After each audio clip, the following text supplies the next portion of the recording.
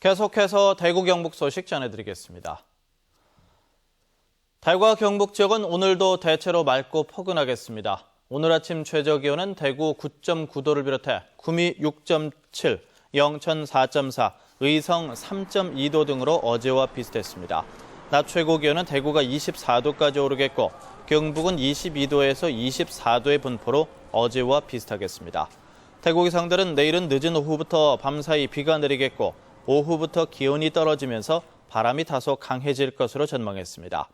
예상 강수량은 5mm 안팎으로 내다봤는데 경북 동해안 지역에는 모레까지 20mm가량 내리는 곳도 있겠다고 예보했습니다. 결핵은 대표적인 후진국병이라고 알려져 있지만 대구에서 한 해 100명이 넘는 학생이 결핵에 걸리고 있습니다. 자녀들이 기침을 2주 이상 계속하면 결핵을 의심해 봐야겠습니다. 보도에 이태호 기자입니다. 대구의 한 중학교에 결핵협회 검진차가 찾았습니다.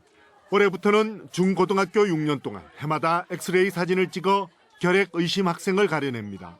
이 영상에서 이상이 있는 학생들이 있으면 그 학생들을 보건소로 저희가 통보를 해가지고 그 환자를 추구 조사를 하게 되는데 특히 봄철 신학기가 되면 보건소마다 결핵이 의심되는 학생이 적지 않게 찾아옵니다. 학업 부담에 체력이 떨어져 잘 걸리는 데다 단체 생활이 많아 쉽게 전염이 되고 있습니다. 폐결핵은 처음에는 특별한 증상이 없다가 기침과 미열, 식은땀, 식욕부진 같은 증상이 나타납니다. 기침 2, 3주 동안 지금 지속이 됐고요. 그리고 가래에서 피가 이제 조금 나갔고요. 결핵 의심돼가지고 와봤습니다. 충분한 수면을 한다던가 아니면은 식사를 잘 한다거나 운동할 시간이 없었고 특히 여학생 같은 경우는 무리하게 다이어트를 한다던가. 결핵은 저항력이 떨어졌을 때 걸리고 특히 폐결핵은 다른 사람의 결핵균을 들이마시면서 시작됩니다. 지난해 대구에서는 107명의 학생이 결핵에 걸렸고 대구 시민 전체로는 2,600명이 넘는 사람이 결핵 환자로 판명됐습니다. 결핵은 약을 먹고서 2주가 지나면 전염력이 거의 없어지지만 제때 치료하지 않으면 남에게 옮기고 목숨을 잃을 수도 있습니다. MBC 뉴스 이태호입니다. 구미의 전시 컨벤션 시설인 구미코가 3년째 적자를 이어가고 있습니다. 적자 규모도 좀처럼 줄지 않고 있어서 경영 개선 노력이 시급하기만 합니다. 이상석 기자가 보도합니다. 구미코가 지난해 전시나 행사 등을 통해 벌어들인 수입은 모두 3억 8천만 원입니다. 구미시가 위탁 운영기관인 엑스코에 준 관리 운영비는 19억 원으로 15억 원이나 적자가 났습니다. 적자는 개장 이후 3년째 계속되고 있어 개장 초기라는 점을 감안하더라도 개선 조짐이 보이질 않는 게 문제입니다.